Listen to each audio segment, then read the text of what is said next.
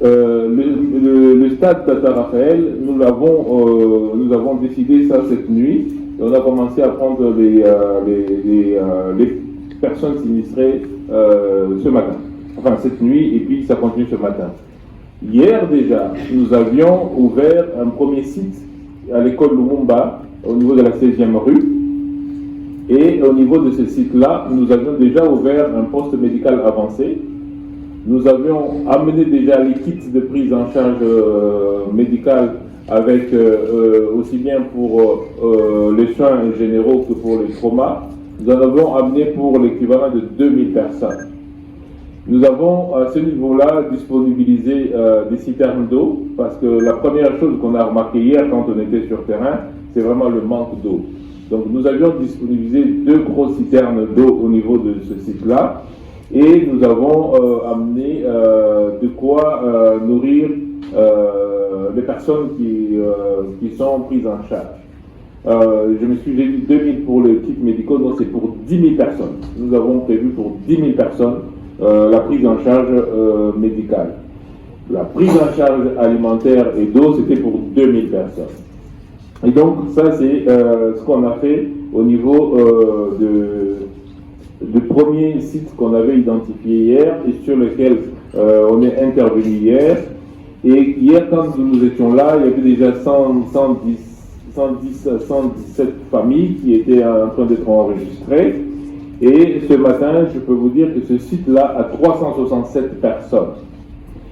Au niveau du site maintenant qu'on a ouvert, du stade Raphaël, où nous sommes maintenant déjà en train de mettre le même dispositif médical et le même dispositif de prise en charge alimentaire et d'eau, nous avons actuellement 595 personnes. Mais ce chiffre évolue, donc on est autour de 600 à Tata Raphaël et autour de 400 au niveau de Lumumba, ce qui fait déjà un peu plus de 1000 personnes qui sont prises en charge. Maintenant, par rapport aux hospitalisés, nous avons 20 personnes, comme je l'ai dit, qui sont à Vijana et ces personnes-là sont prises en charge gratuitement pour répondre à la question de savoir quelles sont les mesures qu'on prend et sont prises en charge gratuitement. Donc nous ne demandons pas l'intervention des familles pour la prise en charge des personnes sinistrées. Alors,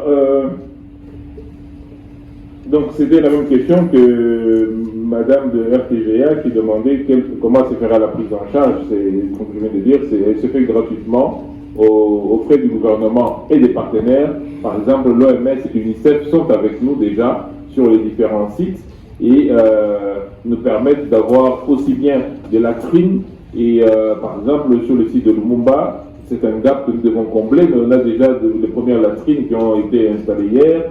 Nous avons installé hier des tentes pour pouvoir accueillir les gens, mais comme c'est une école, il y a aussi des salles de classe qui sont prises en charge. C'est pour ça que nous avons décidé d'aller au stade Tata Raphaël, parce que là, il y avait eu le jeu de la francophonie, il y a des infrastructures pour loger beaucoup plus de monde et pour les prendre en charge de manière beaucoup plus sécuritaire et dans les meilleures conditions.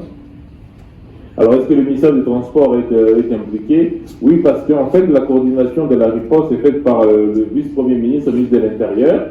Nous nous occupons de la partie sanitaire, mais les autres membres du gouvernement s'occupent des autres volets de cette crise.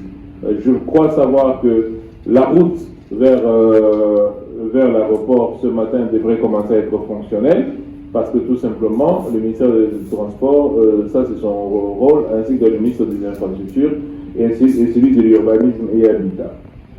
Maintenant, pour la prise en charge des décès, encore une fois, oui, le gouvernement prend en charge, c'est une catastrophe, on ne peut pas laisser les familles déjà sinistrées, qui ont perdu leur habitat, qui ont perdu tout ce qu'il y a. Hier, j'ai vu des personnes qui ont tout perdu en fait. Ils ont perdu tout ce qu'ils avaient dans leur maison pour certaines des choses pour lesquelles ils sont investis pendant des années. Et donc on ne peut pas maintenant leur demander encore d'enterrer leurs morts. Ça c'est le travail du gouvernement et du ministère de la Santé. Donc là, c'est clair que nous prenons en charge.